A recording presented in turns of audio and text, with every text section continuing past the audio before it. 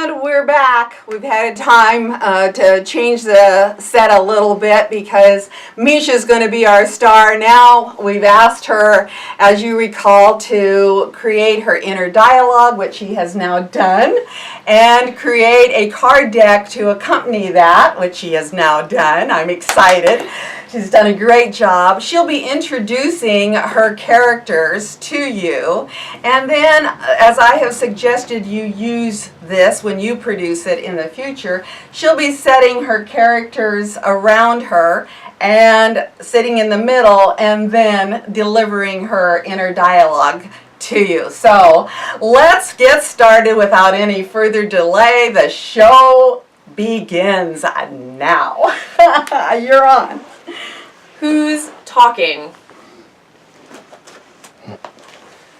So my victim is the couch potato.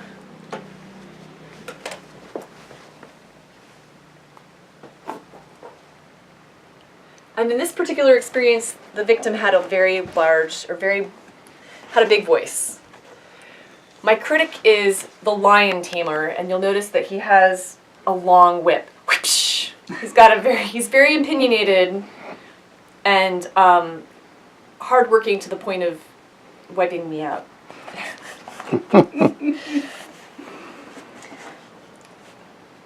The child in this case has really wants to make sure that my dad is happy in this process.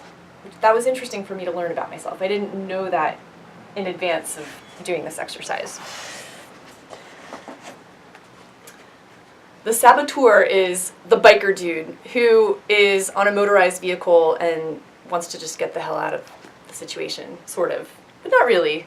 The fact that he's on a motorized vehicle is important because the backstory is that I was in a bicycle accident on something non-motorized. So, the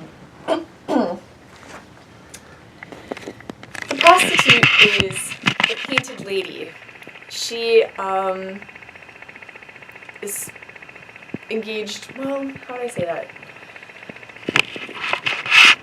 Maybe engages in things that are possibly more frivolous, and that would be her way of selling out. And she's sort of smirking, even though it looks like a smile. It's like a smile with a smile with something else going on behind there. My challenger is Sherlock Holmes, who kind of looks like a farmer, but he.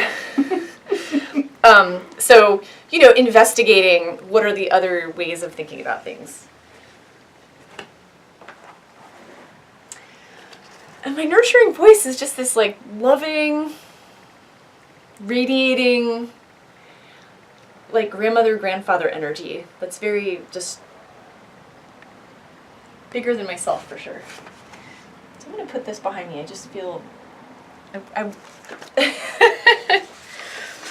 So, I'll just briefly share the backstory of the scenario, which is that I was a competitive rower while I was in college, and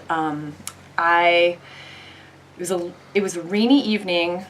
It got dark early. It was starting to become fall time, and a bike light had gone out, and my bike light had gone out the night before, and I hadn't gotten around to fixing it that particular day, and I had a late class. I think I got out of class at 8:30. I think it was a Wednesday night. Anyway, and I was in a bike accident, in part because the car couldn't see me, in part because I didn't have my bicycle light fixed.